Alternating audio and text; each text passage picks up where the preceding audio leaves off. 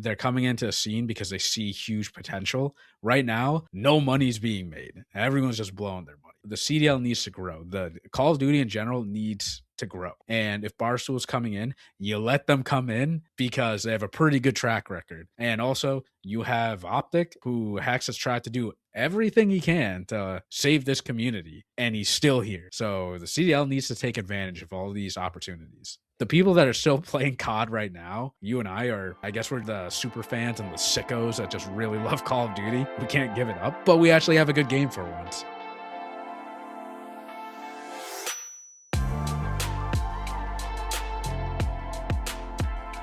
Welcome everyone to episode 263 of the COD Casuals. We're your host, Justin. And I'm Mike. How you doing, Mike? I'm doing good, man. I could be doing better. We did get hit with an absolute colossal snowstorm today at the day we're recording this. I thought we were going to escape it. I thought we were out of the woods on it, but it's come back and we're getting like, at least by me, they projected like somewhere around 14 to 16 inches of snow. And it's been going since like last night at midnight. I just came in from shoveling. It sucks. And I'm probably going to go out again before I end up going to sleep because I have no idea if I'm going to have work tomorrow. I didn't have work today. But they're already saying like, oh, maybe tomorrow might be on ice. We're not sure. So I'm trying to just mentally prepare that if I do have to go in, I don't want to be completely digging my car out at like 7:30 in the morning, you know? Yeah. Surprisingly, by me, it's worse than where you are because the storm hit us more, which like never happens. But I saw on the news that we broke the record. This blizzard is officially worse than the blizzard of 78 here, which is nuts. Yeah, we have like 34 inches right now, which is insane. You do right now where you're at? Yeah. No. Yeah. Oh my Dude, God. The snowbanks after pilot. So I went out during lunch to just start, the process. Yeah. And I was like, oh, this is going to be awful. Because it's not like the snow hasn't stopped yet. And it's windy. That's the worst part. It's snowing, windy, cold, and I have to shovel this because, for people that, don't live or grew up around the snow, when it's a big snowstorm like this, which I will preface, we haven't had a true snowstorm like this in years. Like a long, long time. I would say at least 10 years we haven't had a snowstorm like this.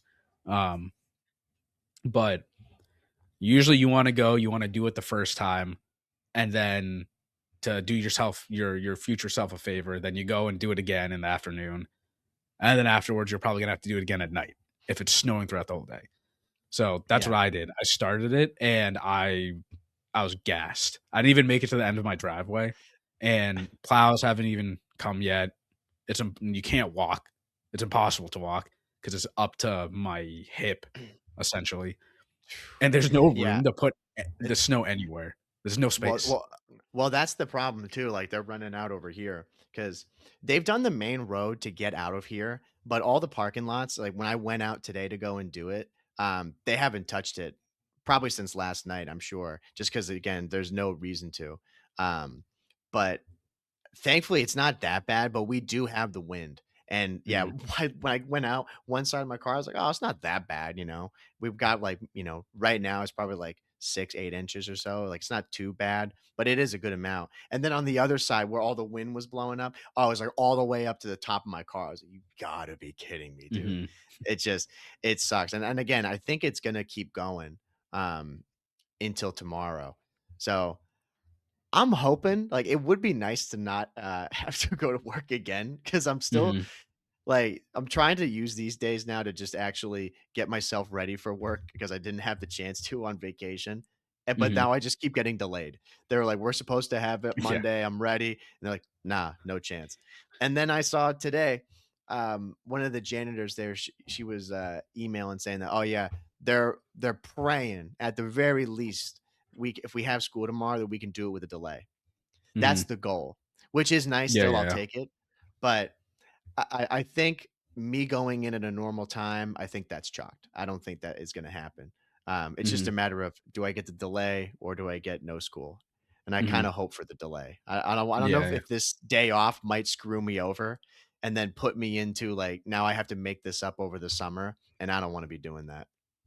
yeah, I know. I mean, the schools down here, they're all canceled already, which makes sense For because tomorrow. the yeah, for tomorrow. The Yeah. roads are they're so bad here. And the I know the teachers, they're like, this is pushing into the summer. It's already going to the next week already. This is probably the Yeah. most snow days people have had like in years. Um, which that sucks because at I don't what I think it's June 27th at this point for most people around here. Hmm. That's going into the last week of June already. You only got a couple Yeah. more days. Yeah. And I remember last year in particular, it was we got out very early because we didn't have any storm. We had nothing. And then this year, it's been insane. It's like every other week we have some sort of snow coming in and delaying us. But the delays are always good because those don't affect anything. Hmm. Um, but I forget how many days they have built in for snow days in New England. Um, I'd have to go check, but I think so far this year we've had probably 2 or we're definitely 2. I just don't know if it's 3, but now we're on probably 3 or 4, Hmm. and I would imagine it doesn't go much higher than that. They're not giving out, 5 or 7 days worth of snow days. Hmm. So, it's just a matter of, do I really wanna, like, stay in now, or do I wanna have one less day of summer? And it's hard to say. Right now, I'd rather have the day off, but maybe later I'll Hmm. be like, "Dude, give me one more day," you know? Yeah, yeah. Or I mean, they could do a thing where they make up the days earlier within the year, like take a day from I don't know some holiday or whatever, instead of just tacking it on to the end of the year. Because that just sucks getting out so much later in the summer. Yeah, it does suck, and it's hard, logistically too, I'm sure, for them to try to plan for this because when these things go wrong, and yeah, I I mean, wish yeah, they could you do can't. something like that, but then they have to go and think, "Okay, we have," like, now they got MCAS and they got all these things coming up, and it gets Hmm. so difficult for them to try to plan stuff. Um, and again, this stuff right now doesn't help them at all. They're supposed to be probably getting ready to do things, but me, I Hmm. don't really care. I'm like, I'm enjoying it. I'm still just gonna be relaxing and trying to hang out for the next couple of days and ride out the storm and hopefully not throw my back out while I'm shoveling. That's the main Hmm. goal. If I don't slip and die, then it's a success for me. Yeah, I literally after this, I'm gonna go finish the rest of the driveway and then wait until it stops because I think it's supposed to stop snowing here around 6 o'clock, and Mm, then eat dinner and then go shovel again at 8, 9, yeah, just to top it off so it doesn't a freeze. Because and that's then a be problem, absolutely guys. drained. If you live around here, you know that if you let the snow go, which again you can do. I know some people that do that, but then it freezes. Once it Yes, you do, freezes, you're Justin. shocked, dude. You're You know shocked. some people who don't shovel their stuff and take responsibility. Yeah, then it's chalked after that. You can't do anything Yeah, about that. and then they ruin your day. Yeah, They mess things yeah, up for you. Yeah. Don't be that person. Don't be inconsiderate. yeah. At this point, if it's all fluffy out right now, so it's not too bad. It's just the amount of snow that's outside. But Yeah. if people are letting it go overnight, it's just gonna freeze. And if Oh, that yeah. freezes, you are screwed if it's not shoveled. Yeah, no one's gonna wanna be doing that. That's gonna be, again, the people who just waited till last minute and they're out there panicking and, like, panic scraping, and Yeah, it's all ice. they're trying to wonder why their car is, like, completely cased in ice. It's Mhm. like, "Dude, you shouldn't have been that lazy, dude. You should have gotten out there and taken care of business when you could've," you Yeah, know? no one wants to do it, but No, you you gotta literally do it. have to. If you don't do it, Yeah. you're screwed. And I'll say too, it must be for some people, like, now I don't thankfully have to, but at some point when I end up getting a house and I see people now when I would drive around, even yesterday when it was coming down a little bit, um, you'd see people who are shoveling, and then you see the Mhm, people who have, snow blowers, and you're like, "Damn." That's where those things really come in clutch. You don't realize mhm. how beneficial having something like that is, where, yeah, it is expensive, but dude, the amount of time and energy that you save is nothing compared to you trying to just be out there and slugging it out for easily Mhm. double the time. Oh, yeah, yeah. I mean, I don't have one, but I my driveway isn't that big, but the amount of Yeah, right. snow right now, I wish I did have one. But to me, it's not worth it because it's driveway's not big enough. I'm young, I can Right, shovel it. right. But yeah, there's definitely older people where I live and they have it. And I mean, they're still struggling, but it's Yeah, because they're older. yeah, and there's nothing you can do when it's up to your hip. There's only so much that can come in clutch Yeah, for you, yeah. you The know? the You just have to snowblower deal with helps, it. but at that point, it's it's just a lot of snow. Yeah, but, I mean, we're making do with what we can, you know? Things could be a Mhm. lot worse, definitely. I will Yeah, it say, could you be a know lot who's worse. definitely doing a lot worse, Justin? Who? The Boston Breach. Yeah, the Boston Breeze not they're not doing too hot. I feel bad for the boys because they are on a downward spiral. It's like they win, they look good, and then they get shit on bad, and now everybody's saying they need a roster change, which I mean, I do agree at this point. They've trialed this team long enough, but this team on paper for a game like this, they shouldn't be this bad. I will say they should not be this bad with the players on this team. On a game like this, you would think, especially Snoopy and Purge, they would play really, really well on this game because in Black Ops 6, they were both pretty good. Mhm. And yeah, I mean, first off, they played LAT this weekend. Everybody, assumed that they would lose. They did. They got Right. swept pretty bad. But again, not that I'm chalking it up to LA Thieves, but they're playing LA Thieves. That roster's insane. So that was kind of expected. But then they Minus played the Neum, you know? yeah, Doesn't even yeah. matter about him. And then they played Vancouver Surge, which should have been a gimme, and they lost the Surge, which is I think that was a telltale sign for them to be like something has to happen here because Nastie's the only one that's been consistent since he signed onto this team, to be honest. Yeah, he had a couple stinkers every now and then, but the guy can be given a couple stinkers with how consistent he is, from map to map. Yeah, and he's coming off of last year too, where he was so good and on arguably like the second best team on Surge. And to see where he's at now and still performing and not really having the caliber of players alongside him to back him up to get to the placings that he and the rest of his former teammates are at, um, it's really sad to see. But man, they need to do something. There's Mhm. no way that they can still live in like honestly delusion and think that they're gonna make it work. When they lo dude, that hard point, that Blackheart hard point had like my heart was broken.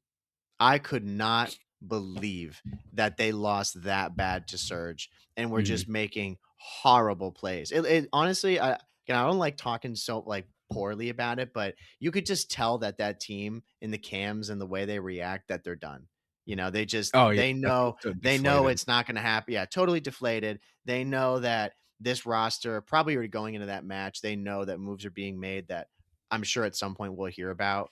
Um, and they're just gonna continue to suck and be at the bottom unless they make a change, and Mhm. it's such a gamble because we've said it before, and it's true. I don't know what they do. I don't know who they end up getting, and I don't know what their philosophy is. Do they go, and invest in the challengers people and just say, "Well, screw it. We're gonna, roll the dice and see if we can maybe land a couple of players that want to play for us," or do they try to pick up like any of the veteran players that have been constantly in and out of challengers and see if maybe they can get some chemistry going to make some placements, maybe make it to a Saturday at a major. Mhm. But it's scary because at this rate, dude, they're not going to make it to champs, and that's like the end goal. Mhm. Yeah, yeah. They might not make it to champs, and they might not even make it to Major 2 if they're still playing like this. But I'll say I think there's a like five-way tie right now for second to last place because a bunch of teams are bad right now. But Yeah, let me go um check really quick. It's Vegas. Falcons, and G2, they're all tied 4th, 5th, 6th. And then Hmm. 7 through 11, yeah, they all have 10 points. Miami, Yeah. Surge, Ravens, Koi, and Breach.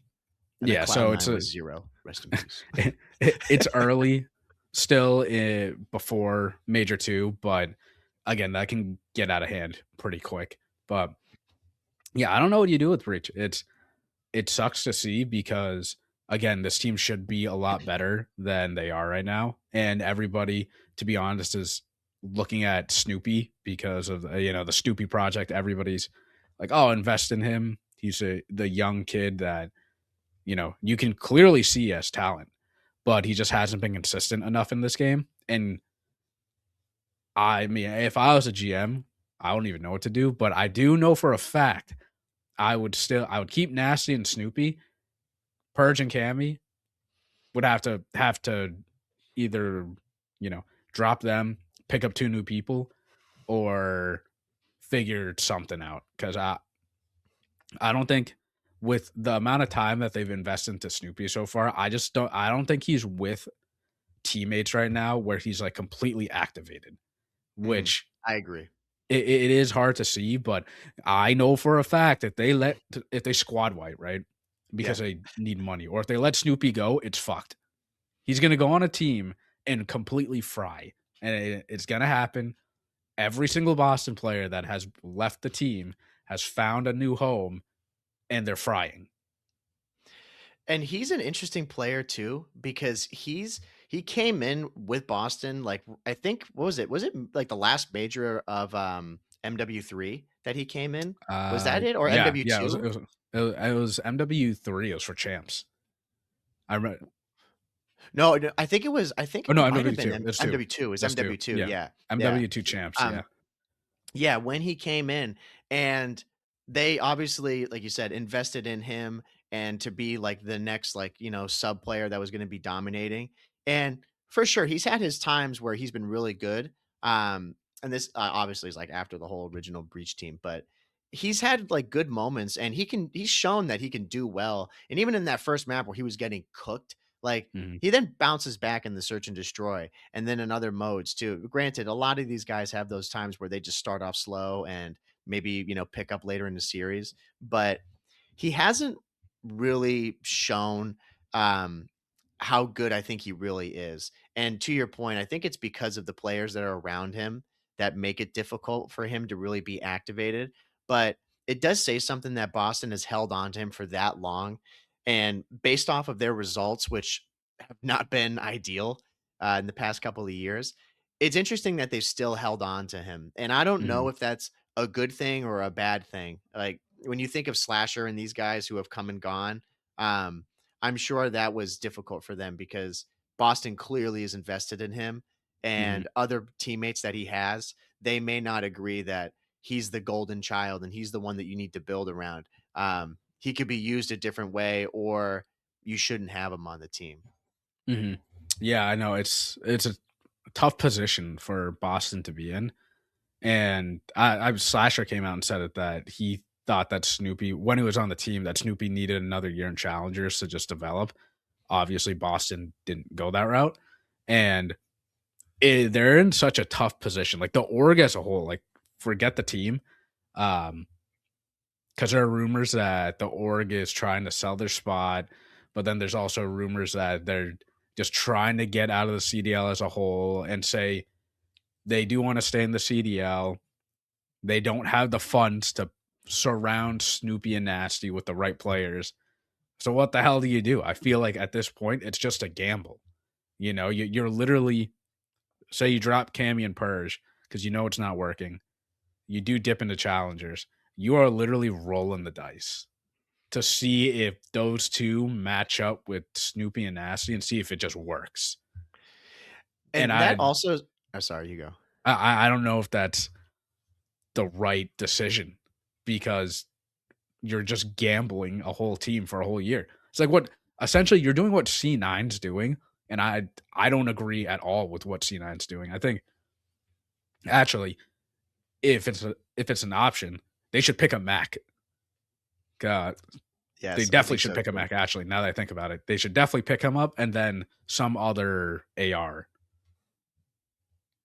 I think that that team they need like an actual leader on there. And when I look at that team right now, Nasty is definitely I'm sure he is that guy because of the skill, but he needs other people around him that are I think like-minded honestly and who have that experience where right now, like, yeah, he is with Cammy, but I think Cammy is a different player than he used to be for sure. I don't like saying that he's past his prime, but it's not.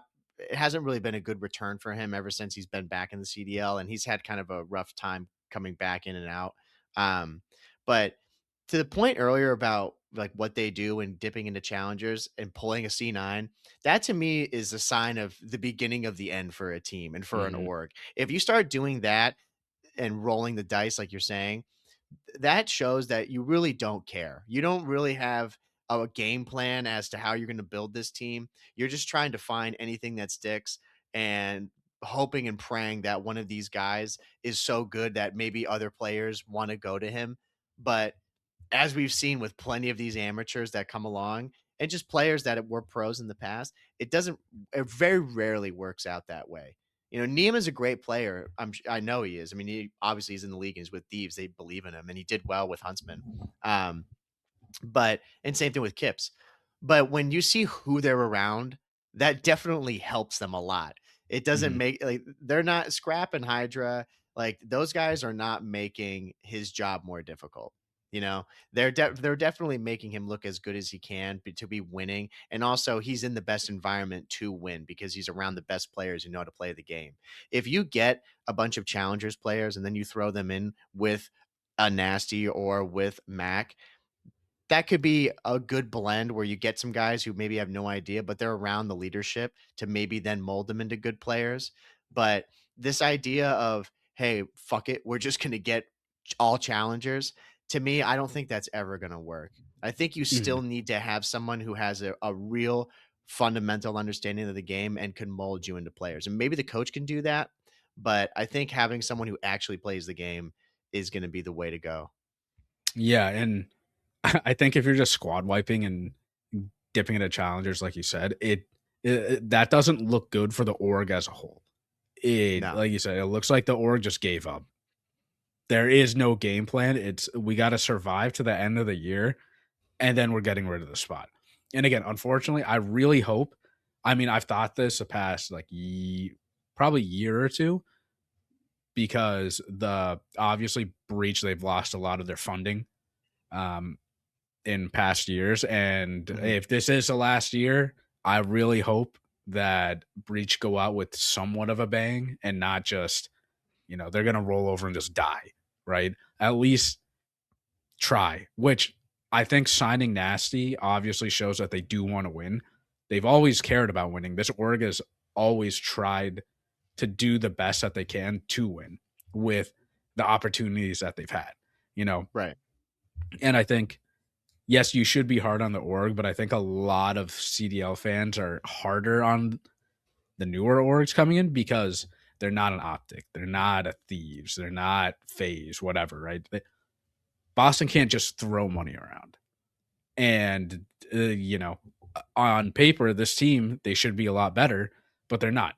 They just threw decent salaries to these guys, and they're just not performing. So now, what do? You got to get rid of two, or people are saying, okay, just sell off Nasty, free this guy. Now, if they free Nasty, the org's over.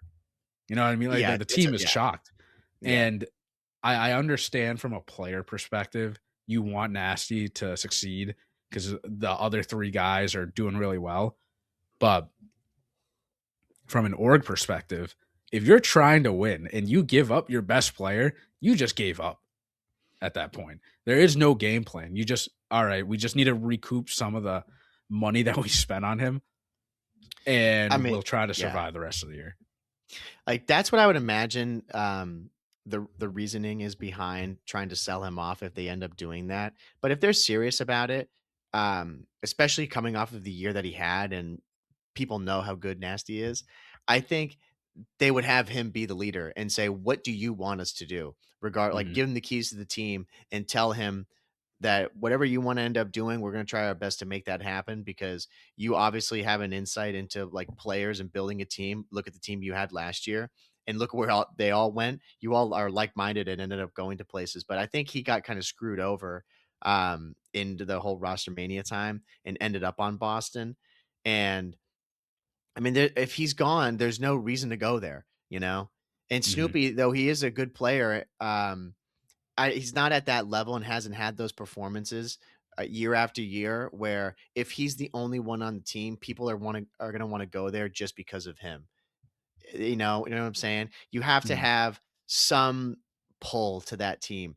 People are going to want to go to play on phase one because of the brand, but Simp could be on cloud nine. They could sign him tomorrow, and people are going to want to flock to that team just because Mhm. there's three empty spots, and the fourth player that you be with is Simp. You know, Mhm. he has that star power to bring people in. Nasty, Mhm. I do think, is that guy, and I think he is way more that guy than Snoopy or Cammy. Like those guys are just, and of course, like Purge. No disrespect, like those guys just don't. They don't have the pull to bring in star talent or just really like good players and a good system like Nasty is. Mhm. Yeah, and Snoopy, he's supposed to be that guy. He's supposed to Yes. be the number one guy, but he's not.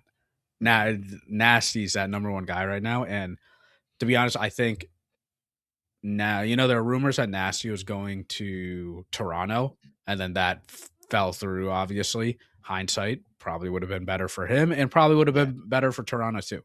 But I don't think Nasty would have signed with Boston if he didn't look at the team and say this team has potential of winning.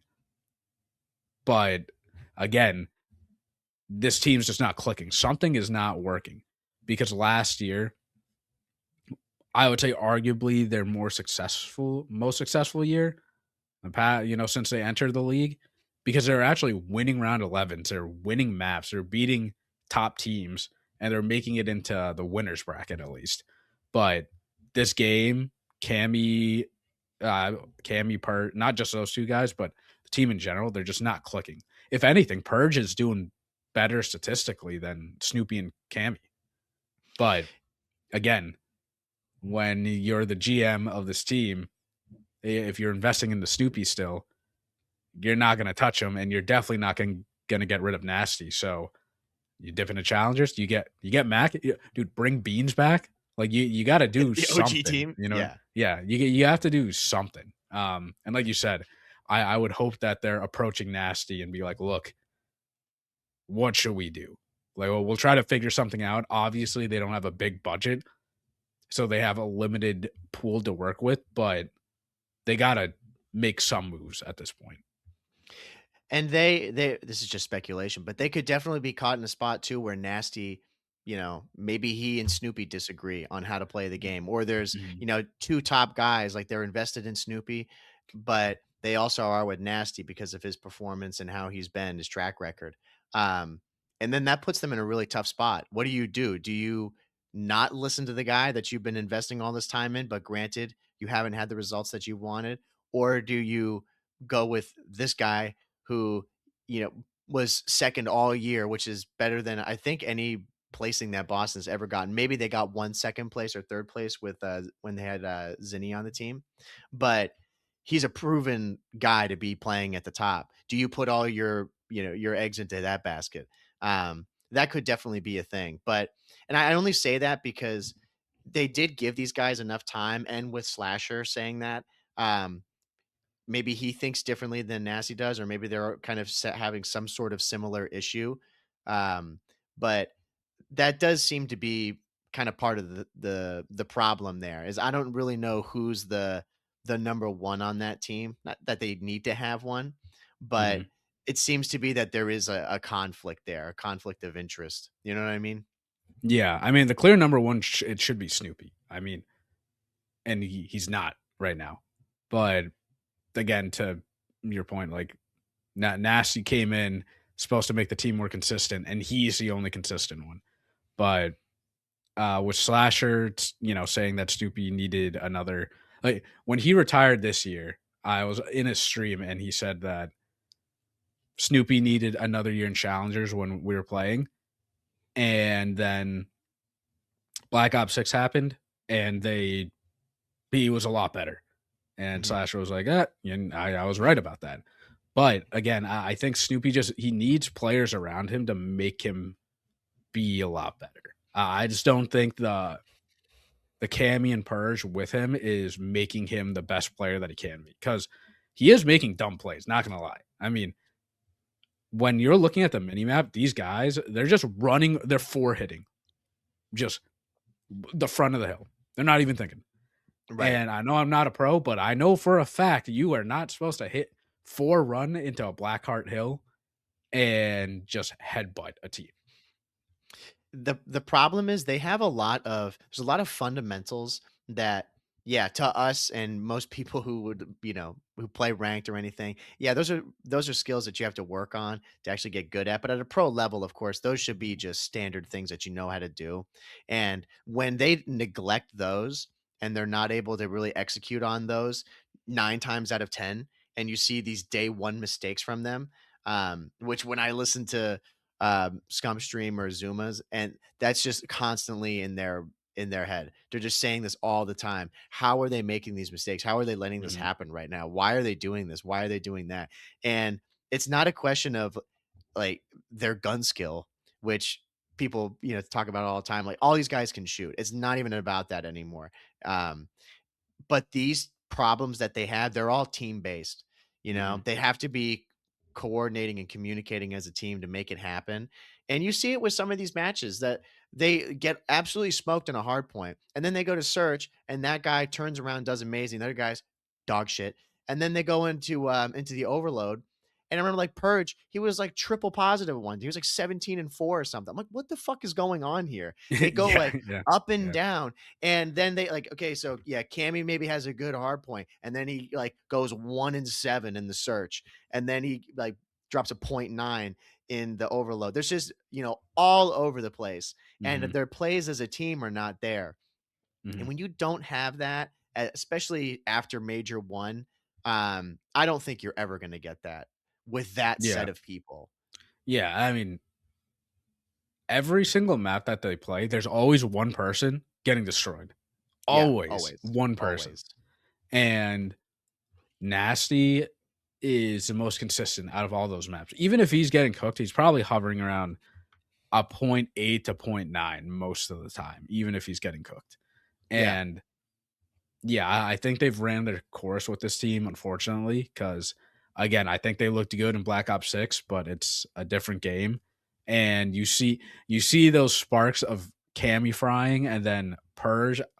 Like I just say statistically, I think he's doing pretty good on this team. He is doing better than Snoopy, but I just don't see them getting rid of Snoop like after all these years. When I don't either. you see when he fries, everyone's talking about it. Everyone's always talking about how good Snoopy is, but he doesn't have those players around him to do that, and he needs another sub duo that can help him with that. Yeah, I think at the end of the day, that's probably what Boston's going to end up doing is still keeping him. But it's going to be hard for them because if they end up, against the rumors, if they end up staying in the league and competing for, the near future, they're not going to really want to keep him or going to be able to keep him if they don't find success with him. Mhm. You can only make so many excuses regarding, finding the right players, which again, I agree. I do think he needs to find that right group, but it's how many tries do you give that and how much like effort do you really put in? Because they could go and say next year or hopefully this year before we go to do the next episode, we hear about some changes coming from them. Mhm. Because if they're proactive about it, maybe he'll be a bit more like, okay, I see that we're going to try some stuff and we're actually making moves. But if they just keep this team or maybe change one guy here and there and not really give it a fair shake, one, he's not going to still perform. So people are going to start to wear out on him even more. And then if he ends up leaving because he gets sick of it, I guarantee you, like what you and I are worrying about, like the Dan Ghosty effect happening, he's gonna go and get picked up by some team, and then all of a sudden, that's gonna be like if he stick with one more roster with Boston, he would have been good. But then he goes and signs to like, I don't know, like say Carolina or whoever next year, if this ends Mhm. up happening, and he'll be in a good system and he'll look great, Yeah. and Yeah, it'll suck because that's what he needed at Boston. yeah, exactly, and like you said, they just need to be proactive about making these changes if they're gonna do it. They can't just Yeah. ride it out when they've given it a fair shot, and, yeah, I mean, we've seen Ghosty do really well, and we've seen Kremp's on the team that, on paper, going into this year, everyone would say they're a pretty mid team. Dude's frying. He has a whole map named after him. Um, and, yeah, it's just it sucks. It's a tough situation for this, org because money really does matter, It and they does. are they are left with, I guess, a scraps of the rest of the other teams, and now you have to pick players to see where it works. And that is a position that sucks for any sport where you don't have the money to get like a superstar player. Like our superstar player is technically Nasty. That was a big signing. And the other teams, Elite Thieves got a Beezy. Like, dude, Right. okay, yeah, yeah, you can't compare. You're right. Um, Right. yeah, so hopefully Boston does something like you said by the next episode, and I just hope this org does go out. If this is their last year, they actually try, and I hope it's not their last year because I think Boston's been getting so much shit the past couple of weeks, which I understand they've been playing bad, but not every team is going to be able to do well through the whole league. And Aches from the flank said that if you are a shit org, get out, get out of the league. You're not trying. I agree with that to an extent. Like what C9's doing, clearly they don't give a fuck. Clearly, you don't just squad wipe a whole team and just pick up a random challengers team and expect them to do well. Um, but I mean, you and I have had interactions with Boston. They obviously they care about the org, they care about the team. They when they had events, they would actually throw live events for all the fans to come in. This org actually does care. And seeing, other people just say they don't give a fuck, they're not trying, I can tell you that's a complete like lie. That's bullshit. Well, and it's a bigger commentary on the problems with the finances in Call of Duty because Mhm. again, people only look at teams like Optic and FaZe and Thieves where and Gentlemates now too, where there's a lot of money that is The invested in the Falcons. team and the players and the Falcons, yes, of course. Um, where money saying it's not an object for all those teams, but it's way less of a stress than it is for a team like Boston or Carolina or Cloud9. I mean, you name it. Or the best example for me is G2, where in the sense of like getting players and making the most of what you've got, and actively trying, which that's what I want to see from Boston going forward is yeah, look, they're not gonna win a major this year. I mean, like you gotta be real. It's not gonna happen. No way. With where they're at right now. But Mhm. what they need to do is at least strive to get better. They're already off on the wrong foot, but it doesn't mean that they have to just stay on that the entire time. They can make moves and they can improve, but they need to show the initiative and they got to make the tough calls. That you have to go and start trying stuff. And I always remember with Thieves back in Cold War. I mean, that was crazy as fuck. JCap legit dropping someone every other week, but Mhm. you have to respect that they did not stand for being shit. They just were like, no way. We cannot, like, let's try this. Maybe you could say that they did it a little too quick, but the whole premise behind what they were doing is they needed to build a team that was going to be the team to win. And they wouldn't really settle if they weren't improving with this like current roster that they had. Um, and then they went on and built an insane team, and then they won a world championship. And it's like I Mhm. want Boston to do that. I want them to, but Mhm. they got to make the tough calls, and you got to get a little creative with the Mhm. players that you got at the bottom. Because again, we ain't getting to BZ anytime soon, bro. It ain't happening. Oh, You know. yeah, yeah. That's the super hard part for these bottom teams. They just, Yeah, you know, yeah, untouchable.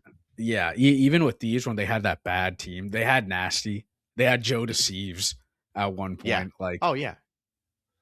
Boston's not going to get any of those. I mean, they have Nasty, but they're not going to get those caliber of players anytime soon at this point. You know, so they have to do something, and if it happens to they're making changes every single week at this point, at least they're trying to do that. You know, this format is completely brutal for the league and for the players, but if they're trying to win and they're trying to make Snoopy that guy, they have to do something like that.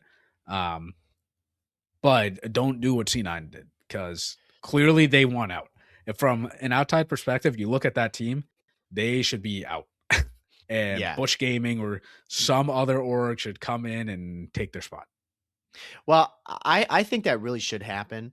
And it's interesting now this year in particular. This seems to be particularly with Bush coming in and there being more eyes on challengers. People are starting to see there's a real difference between the orgs, even if at an AM level, that care and pay their players like Bush does, and then some of the teams that have like, since there is no minimum salary anymore, are paying their players basically nothing and don't give a damn.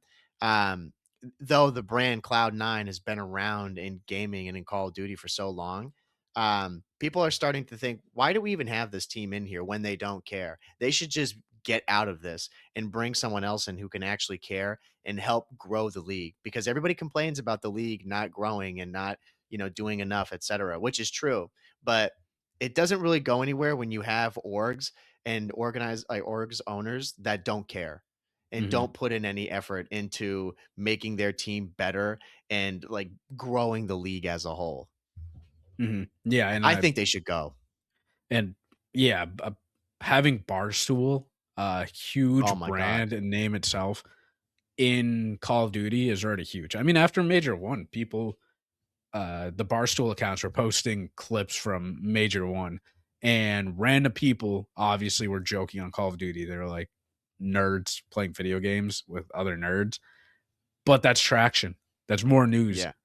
And even people that I work with, they follow Barstools, and they knew I was going to an event in Texas, and they pieced it together and realized, wait, you were at the event where that team Bush Gaming was at. I'm like, yeah. And they knew Bush Gaming, who's an amateur team that not even in the league.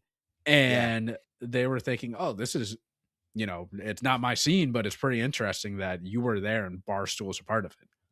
Hmm. It's great for the scene. But uh Barstool and like any other good company, they have a good track record of they're coming into a scene because they see huge potential. Right now, no money's being made. Everyone's just blowing their money.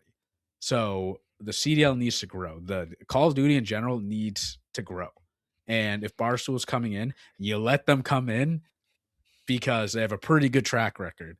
And also, you have Optic, who Hex has tried to do everything he can to save this community, and he's still here. So the CDL needs to take advantage of all these opportunities. And the collaboration with Barstool again would bring in a whole new audience. And it would just take it. It might be that step that the CDL would need. But again, the thing for Portnoy and everybody involved in Barstool and like with Barstool Gaming and Bush is that there needs to be a reason. Like, Mhm, why are we going to get into this? What's really the upside for us? What are you going to give us? Do we have to come in here and literally do all of the work? Compared to some of these other teams, I mean, the amount of content that they've put out already for that mhm, team is insane compared to what some of these orgs have done since the CDL started. mhm, Well, it's a joke. And even with just some of the people in there too, like Jersey Jerry, right? Like the coach, I think, for Bush, the fact that people even know who that guy is mhm, solely because of how he is personally, how he acts, how he talks to the players, talks about the game. He's so good at marketing himself. And people, I guarantee you, when we were at that event, people know that name and know who he is. But the fact that he's an amateur COD coach or Mhm. like coach slash like I don't know, he's an owner or part He's owner not a with the coach, team. he's an owner. Okay, Yeah. okay, Matt, Yeah. forgive me. But the fact like he's an owner of that amateur team, who else can you name for like other owners of these esports teams? Like the guy who owns, I don't know, Cloud9, the guy who owns G2, Mhm, owns Falcons. I don't know those people because you never see them. You don't know anything about them. But that mhm. guy is always there, always putting his name out there, and the way he acts and talks, all of that is just bringing more eyes to them. And it's because he's a professional. He knows the game. He knows what to do. And it's crazy that these teams have been there for so long and haven't picked up on that yet. Yeah, I mean, Jerry, he came from Barstool. He has a podcast with him and a bunch of his friends, and they just Mhm. bullshit about sports. And he's into Call of Duty, and a couple of those guys are too. So that's how Bush Gaming essentially happened. And people I work with follow him, and they realize that he had a Call of Duty gaming team, and that's how they got introduced to Major One, essentially. And they saw the videos of him screaming at his team and cheering on his team. And but they come in, like you said, because Barstool has resources, right? They have so many resources to put out this content.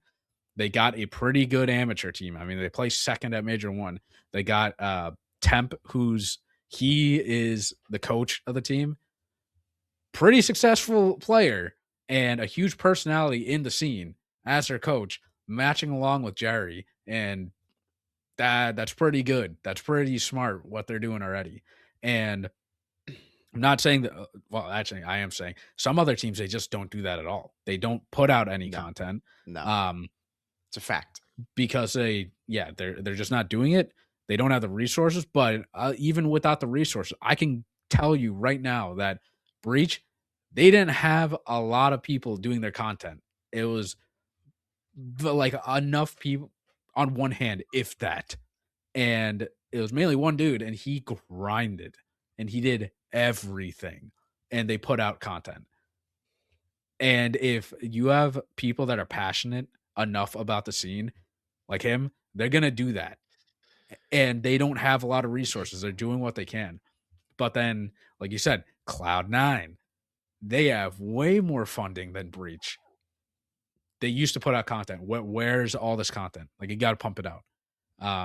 And even like the other teams, we got to see stuff. Even Falcons put out pretty good content, and they just joined the league. Right. And that's what you would expect though when a team like Falcons comes in and everybody knows the resources that they can have just because of the amount of money they have. When you see them put out stuff, it's refreshing. Thank God. Thank God they've Hmm. actually stepped up and they understand that okay, there is more to this league and helping it grow and also just entertaining the fans than having our players on stage. Yeah, there Hmm. needs to be more stuff that's associated with this so that people get to know the players and fall in, and enjoy them or, have favorites or just get to know more about them, the team, anything related to that. Like Optic's always doing random like trivia things or whatever.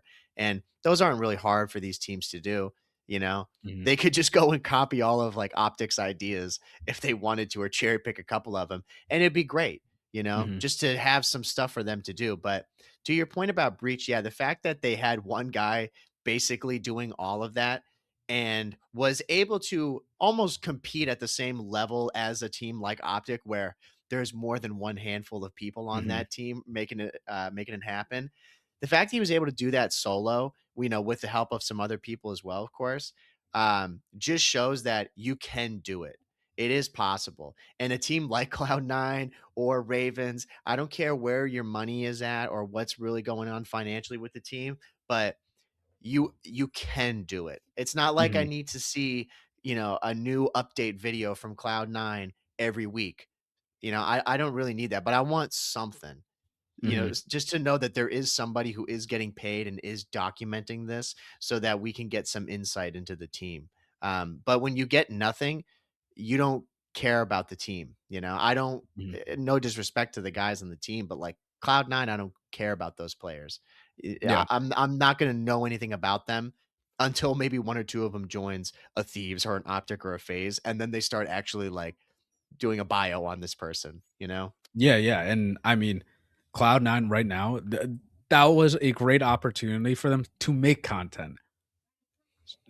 General manager coming Crazy. on saying that, you know, we're gonna squad wipe essentially, and why we chose to do this, and then decide why we decided to pick these 4 players up specifically. Because at the end of the day, all of us are assuming that they picked up these 4 because of financial reasons and they don't give a fuck. They're Right. just gambling. That's a story that they are telling us when they can't put out content. If they put out content, at least they can tell their side of the story and portray what it looks like, you know, to the rest of the fans. But and that would be honestly a fun journey to watch if you get all 4 of those guys where people don't really know who they are, and then they get to show their personality. And you know, they don't even need to make a docu series. They could just do shorts or something with all these players, you know. But the fact that a lot of these teams aren't doing anything, in then Bush Gaming comes in and they're an AM team and they're just pumping out all this content. Huntsman, I mean, they're from Optic. They know what they're doing. They're putting out all this content too. This year was a big year for challengers because I feel like Optic came in and we're like, you know, we're gonna make this grow. We're gonna make this scene really blow up. Now I feel like everyone's just talking about challengers when, dude, no one gave a fuck last year. I don't care No. who you are. No one cared last year. Everyone just talked about challengers. They know anything about them, which is right. Like I get it. But the fact that Optic came in and they're really trying to blow up challengers right now, I do appreciate that. They care about the scene. Have I been keeping up with all the cups and stuff? No, but I know certain Huntsman players and players from Bush and all that stuff now just because they put out that content and they're interesting. Last year, I And would have not cared. that's going to be the thing that um, I really think defines the league over the next 5 years, whatever form it ends up looking at in the next 5, 10 years. Um, because the players of, you know, the CWL era, where basically all of them now are gone, um, those guys, they just had more of a personality and you got to see it more. One, because there was more games and they were in person, a lot of on LAN. But regarding the content, yeah, you just had more of it. So you got to know these players and understand how they were, and people had like rivalries and shit. And it just made it more relatable. And you could have favorites and have players that you don't like. The fact that Aches was able to develop his character, like the Mhm. anti-hero villain that people didn't like. And same thing like with, you know, Clayster, people liked him, people hated him. And then everybody like that's gone through Optic gets the Optic touch and they love them. Those are all just storylines that these people have kind of built for themselves. And they did that knowing that this was going to help their brand and it was going to help bring more eyes onto the league.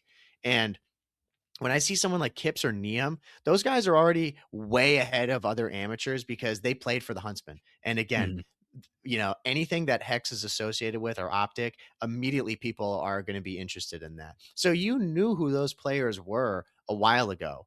They weren't these Mhm. random people that you never saw their face or you never heard them in content. People already knew who they were. And then to see that with Nia in particular going to Thieves, it's cool because I really do think that Neum is going to be a mainstay for the future of the CDL for quite a while, because of his background with the Huntsman already giving him a leg up regarding content and people knowing him, and now being on Thieves, knowing Thieves, they're going to be shooting content all the time with him in there, and people will start to like him and get an idea about who he is, and that's going to help him after he's done competing. And if he wants to Mhm. start streaming, people are going to have an audience there and he's going to do well. But I fear that he's only going to be one of the few that ends up doing that if these orgs continue to just BS and not put out content and not promote these people, or at least get the ball rolling for them so then the players can take it onto their own. If they do that, then these players won't last very long and neither will the league.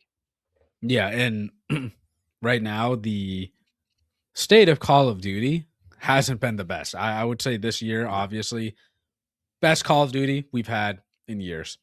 This game's really fun. It's fun to watch it competitively.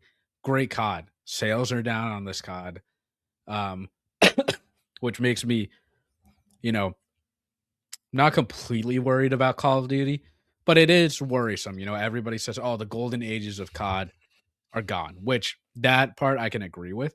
But transferring that over to the competitive scene, we're still in the building phase of Call of Duty, where you think the last decade you thought that was a building phase, and then going into the CDL, this is when you grow. But it's not at all. It's actually the complete opposite. We might be in a worse state than 10 years ago. Um, but it is what it is at that point, right? And teams and players and fans and, content creators like us, we all have a part in it to grow it, but everyone has to do their part. And on top of that, you need Activision, these publishers, and the developers to work with everyone to get this thing to grow. Because I will say, I think people still making COD content, like you and I, people on YouTube that are still making COD content right now, are still making it because they love the game. They're all in their like mid to late 20s. I would say the majority of us are. And it's because we grew up in that era, that golden era of COD, and we don't want it to die. And that's the reason why so many people bash it. But at least when we bash it, we give criticism, like pretty good criticism. And this game is a great game. And my point to all of this is that people our age are, we are growing into, you know, other parts of life. We're all getting older and we're having less time to play COD. But the fact that we have less time to play COD and all of us are still choosing to play COD when we're shit talking it is because we love the game and we want it to get to a better point. And we didn't talk about it last episode, but I want to talk about it now. Spratt, one of the big content creators, he retired from COD essentially. And granted, he's going to be a dad. So congrats to Spratt for that. But he's been playing COD essentially for over a decade. And his time as a content creator is, I don't think it's necessarily over. He's probably going to take some time off. But he was a true pioneer in the scene. And there's a lot of those guys. And he at least made a video, saying that he's kind of done with COD content when a lot of others didn't. But he's been in the scene for such a long time, very, very long time. And I'm surprised he's gone this long because a lot of them have fallen off unless they're with an optic or they're with a phase. Well, actually, a phase is done now, but or a thieves. But a lot of these guys are just gone because we can name off so many OG Call of Duty YouTubers, and they're doing something else completely different. Yeah, there comes a point with a lot of those guys, like when we think of the Woody's Gamertag and White Boy 7th Street or X Jaws, Muzza Fuzza, all these people were around at one point and on the gameplay commentary wave, and it was great. But once that wave died and that wasn't the mode of content anymore, I feel a lot of those guys who were in their late 20s at that time, like probably like mid late 20s, if I had to guess, somewhere around there. Um, I know Woody was older too. When they got to a certain point, they had to shift, and a lot of them chose to just do something else because that was an easy thing for them to do, and they were really successful with it. But when it started to move away from those and it started to go towards streaming, um, I think that was a big shift for people. But I also think too, even for those guys, they felt the game died way earlier than other people. Oh You yeah, know, that's what I was gonna say. You went a different route than I yeah. expected with the streaming. Yeah, I think a right. lot of these guys were the first content house, like COD content house, was Jericho, T Martin, Muzza Fuzza, and Gold Glove. Oh, and Syndicate. Those were the guys that, OG Call of Duty content creators. And they had a content house. They didn't really promote it, but they all lived together, grinded out the golden era of COD. But to them, COD died probably like after Black Ops 2, to be completely honest. Yeah. A lot of them still produce some COD related content, but then eventually found, other things they're interested in and pivoted to that.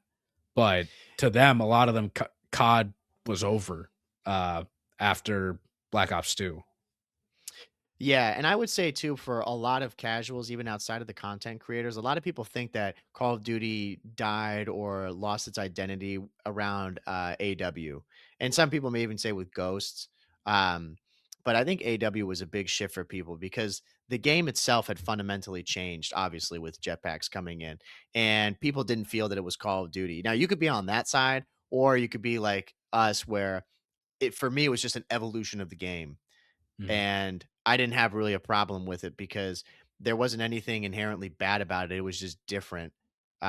It only became into later years now where there were things that were inherently bad, like tax printing, that made no sense why they added this in. And that's where the disconnect came between the players and the developers because the developers were always trying to push the limits and make the game more interesting and exciting. But then there came a point where people started to see that the developers were taking advantage of the consumers and just putting out random nonsense that was kind of nice on the outside, but when you actually peel back the layers, it was terrible. And I think that's happened with the past, like since 2019 and on. There's a lot of people who do feel those games have been from that batch. Yeah, yeah. And I mean, you can, for Spratt doing COD content, he has literally seen the evolution of COD, like all of Oh us. It's yeah, just that yeah, he yeah, yeah. he documented all of it and posted so many videos about it. Eventually you're gonna get tired of it, especially if the game is changing and you're not loving the game, right? Um, where it's unfortunate because this game's really good, but how long did we have to wait for a really good COD again? And a lot of people have fallen off of it. Um, I s- People still ask me if this game's even worth it to play because they just hear bad things about the game.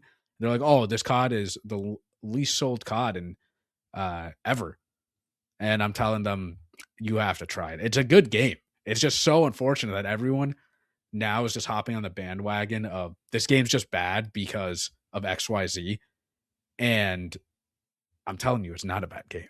It's actually really fun. It is a very fun game. But the people that are still playing COD right now, you and I are, I guess we're just the super fans and the sickos that just really love Call of Duty. We can't give it up, but we actually have a Well, good game for once.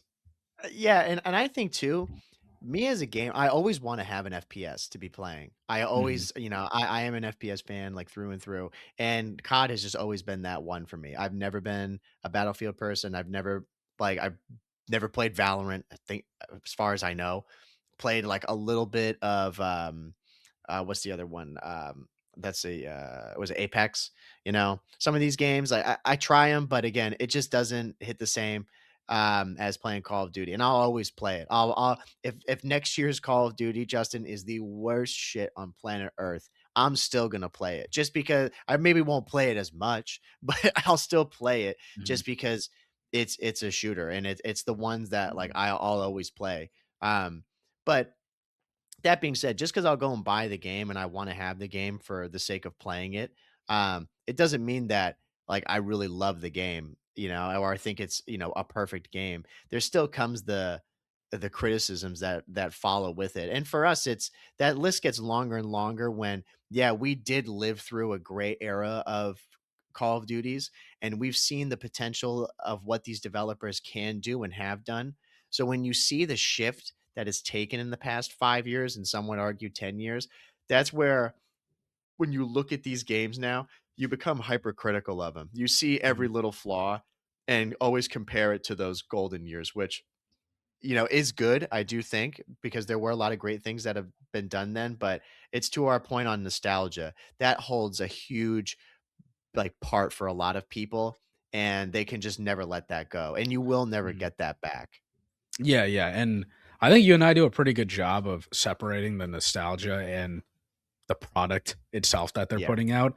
I mean, I do think those games back then were the golden era of COD, and I think it could happen again. But there's got to be a lot of changes going into these CODs because Yeah. back then, even MW3, for example, why was this a great COD? It was truly Call of Duty. We load into the game. The main menu's right there. You got campaign, multiplayer, spec ops. You click multiplayer, and it's not, hey, do you want to go buy this $20 skin? Hey, do you want to go buy this? Oh, by the way, there's a free XYZ thing that we're giving you. I feel like every time these games now, you're clicking into it and they're trying to sell you something immediate. It's an ad. We're just playing a game full of ads. And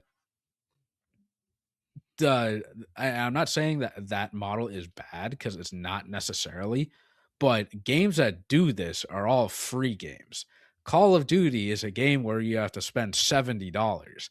Then you load into the game and it's full of more ads, which Fortnite does this, but I get it because it's a free game, and that's just the character of the game. But with Call of Duty, it was never like this. It was you load into multiplayer, find a match. What game modes do you want to play? That's it. And oh, here's DLC. It's coming in. It's being announced. You want to go spend $2 on this new camo, or go buy this map pack. They could easily do this in seasons and just not spam the new operator skins every single time loading into the game, but they Yeah. do.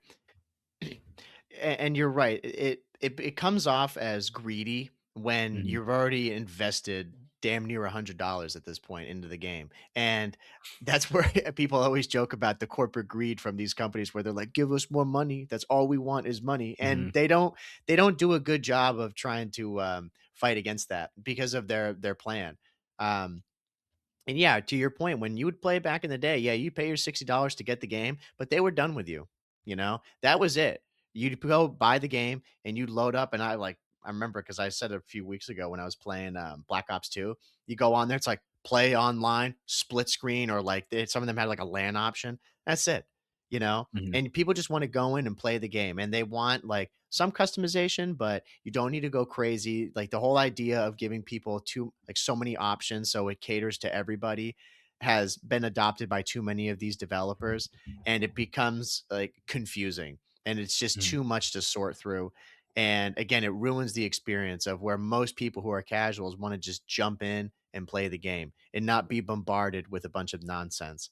And all of that stuff has definitely contributed to guys retiring and calling it as either like just players of the game or if they're going to be content creators, because that idea of plug and play, and yeah, whenever the next DLC or the map pack, I should say, whenever the first map pack comes out, we'll have a little notice on it on the bottom there where it just says it. It's like, hey, if you want to buy it, go to the PlayStation store, but we're not going Mhm. to give you an ad for it. If you want it, there it is. Maybe I think in the game, like they would say like filter map pack 1 or 2, and you could go from Mhm. there. But they were pretty minimal with it, and you didn't see it every day, and it was just if you want it you can play it, if you don't want it just keep enjoying the game. And the devs cared about the players, but those guys, I don't think that they feel that anymore because all they really care about is your wallet. And Mhm. yeah, they cared about that back in the day, but they made it a lot less obvious and they gave you a lot more for your dollar. Yeah, I feel like now they're just throwing these ads in your face.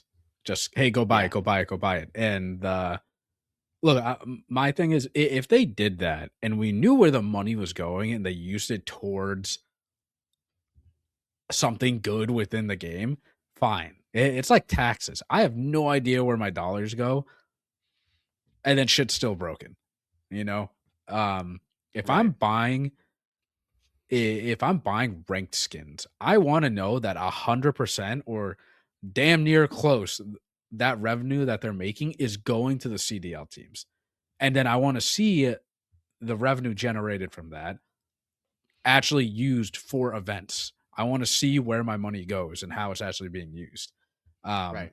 if we're buying all these skins, these microtransactions, this should be put somewhere into the game, where you're producing really, really good maps, um, brand new weapons, like just something where back in the day you weren't, forced to buy all this stuff and not shown in your face, and they still produce great maps, great game.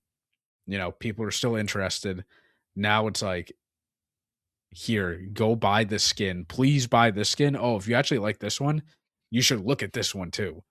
And then Right. this comes with this blueprint, but you can't use this blueprint for this other weapon. So you have to go buy this one. Um, and again, it's not a free game. If they're gonna do that, Call of Duty should be free. We're spending so much money here for all this stuff. Yeah, you spend all of this money as a consumer on a game, and there is a level of quality and polish that is expected along with that, or just content. And that's where the problem is when you spend that much money on a game now, and the gamers are smart. We see it, and the quality's not there, the effort's not there. It's riddled with AI nonsense, and you can tell because they've fired half of the team, and these studios got let go. Um, but they still want more from you. And that's why now in recent years, and honestly, with just within the past year or two, we've seen a lot more of gamers just saying no and being like, "This is bullshit. We're not going to keep paying for this," especially with AI. Mhm, Um, they just know that, why am I going to be paying all this money and you're going to continue to be saying, "What about this? You should buy this, buy this. Hey, did you check this out yet?" When I already paid money for your game, and by the way, your game's shit. Like, don't mhm, ask me to buy more stuff. How about you actually make a better game? That way, like, I may buy next year's game, and now you mhm, have a customer. mhm. But when you bombard people with this stuff, you don't want to play anything. You don't want to deal with the game. You're like, "Oh, these guys, all they were going to do, all their games just spam nonsense like skins and bundles, etc." People see that, and they've seen it with too many games outside of COD, and they get frustrated, and I don't blame them. Yeah, yeah, and COD is unique where it comes out every year, and you have the X number of people that are always gonna buy the game. The true Yeah, fans of Call of Duty, you and I, and all those people are saying the same stuff where, you need to fix this, this, and this, and we're all doing it because we love the game. Focus on the people that, like, really love the game. I don't think no COD content creator right now that's still making COD content is shitting about the game just to shit on the game. We're all talking about the game because we love the game and want it to be better. Um, and I mean, we're trying to convince people to try this game because they've actually done a good job with it. And it's hard to convince people that have given up on a franchise already, or they just say COD's been dead for 5, 6 years already. The fact that you're still playing is crazy. And I'm like, well, I love the game. You play fucking Madden every single year, it's the same shit. I don't know yeah, what to tell you. yeah, yeah. That's my I, argument to all that stuff. and I my enjoy comfort COD. too. Shut up. I Yeah, I leave it on this with that as well. Is like, man, for us, we do our part on here, Justin. We talk about the game. We know the deal. We're not cooked. We know the Mhm, game is good. Is it the best Call of Duty of all time? Hell no. Are there still things to work on? Absolutely. But is this game deserving of the slander that it gets in the multiplayer? Fucking no way. No way. It's a damn good game. It will, just like Cold War did. It's going to be one of those CODs in 5 years. People come back, not even 5 years, next year. People are gonna come back. Yo, dude, Black Ops 7 was honestly kind of godlike. That was such a fun game. I'm like, I'm telling you, it was really good. Um, so we do our part. We hype up the game. We know which games are good and bad. But we need the devs, Justin. We need them. They yeah, need to we step need up. some They help. need to show. Yeah, Yeah, I'm like, show us that you give a fuck with the yeah, game that you make. If you do that, you listen to the people who play, aka us. You listen to those people and you start making a game that, kind of harkens back to why people fell in love with it in the first place, then you might get some of those players back. But when all you're doing is just looking at the chart and seeing the money per month and seeing all that shit, and that's what you care about, that's mhm, when it does, like, the game doesn't even matter anymore. mhm, The game is just a vessel for you to put microtransactions in. That's yeah. it. But bring back, like, the old days at the GameStops where people would go to Hmm. midnight releases and you cared about the legendary editions or collector's editions and stuff like that. Now it's, here's a skin, go buy it. You can go pre-order this now, right now. I'm like, Yeah, Right. but show us some effort. I know they do collector's editions, but they're nothing like what it was back in the day. Get Yeah. the devs that care do good ones. Mhm, Like Rockstar, mhm, they always deliver. Naughty Dog, they're gonna do it. Sucker Punch, same thing. But some of these teams, some of these studios, again, they just show they used to care, but then they got too much money and they started hanging out on the yacht a little too mhm. much, and then they Yeah. forgot what got them the yacht. Give me something cool for Black Ops 7.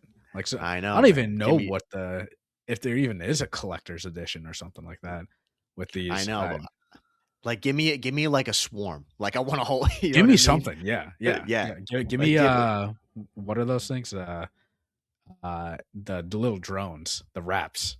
Yeah, yeah. Yeah, I forget what they're the HKDs. Yeah. Yeah, HKDs. Yeah. Yeah, I was like the Like MKBHDs. Yeah, but yeah, those things. Like, give me something like that. like it could be, and that's the thing. It could literally be something that stupid. Like if Mhm, they had a returning gun from an old COD and they were like, "Hey, we're gonna sell this as like a little limited, like little figurine, like that big," mhm. you know? I mean, Yeah, bro, like people would go crazy about that. Fucking, yeah, I mean, I'm looking at it right now. World of War. They just give you the little case with the flask in there. yeah, Like, come on, that's sick. yeah. Yeah, and I'll end it here, but even the OG like COD creators, they still love COD to an extent. They remember Mhm. the old days, obviously. Freaking White Boy 7th Street is collecting every single World at War goddamn Yeah, collector's edition yeah, just because he yeah. loves the game. And Right. that dude is a pioneer in the scene, and the fact that he still likes Call of Duty and still talks about all that stuff shows that people care. So fix it. And the rumor, we didn't even get into the rumors about next year about potentially having another COD and then a separate one. We We will won't talk get about into that. this. That's a whole This separate will be next conversation. week. That'll be But next week. I heard about this too. yeah, Going to be not crazy. good. We'll leave it at that. Not good. No, not good. Not good. We'll Treyarch, see. you gotta do Help us. something. Do something. They got to sub Please. them in again. Yeah. Um, but yeah, I mean, we ranted. I feel like we covered a lot. So We covered the next main things. next episode we'll definitely talk about the rumors of next year and Mhm. potentially having two CODs, which we'll see about that. There's a lot to Um, unpack on that one. yeah, and obviously CDL matches. There's going to be a lot of CDL matches going over this week, and any other COD news hopefully dropping within the week. We'll cover next episode, but Hopefully a Boston rumor. hopefully, yeah. Yes. And yeah, I mean, if you guys want to hear more about these conversations and just want to be part of it, go join our Discord down below. We're always there pretty much every single day. We're asking for suggestions, asking for just any Call of Duty related things, whether you like it or not. Mike and I are in there. We're just there to chit chat with everyone. So yeah, definitely click down below, join the Discord, join the community, become a casual because we're all casuals at the end of the day. Mhm. Yeah, and make sure to go to anchor.fm/COD Casuals, where we're on all streaming platforms: Apple Podcasts, Google Podcasts, Spotify, and Apple Podcasts. By the way, I think is introducing video pretty soon, so Mhm. definitely go there and you can watch us, or go to the YouTube, either or Spotify, doesn't matter. Go wherever. Yeah, and if you don't want to listen to the whole thing, we do chop it up and post it on TikTok and Instagram. So go over there and 5-star ratings on everything because it's going to help Always. us out a ton, and it always does. We appreciate it. I Mhm. see it. We all see it. So definitely go do it. And Absolutely. I think that's it. That's it, man. Yeah. So thank you, everyone. This has been episode 263 of the COD Casuals. We're your host, Justin, And I'm Mike. and we'll see you guys next week. Take it easy, everybody. See ya.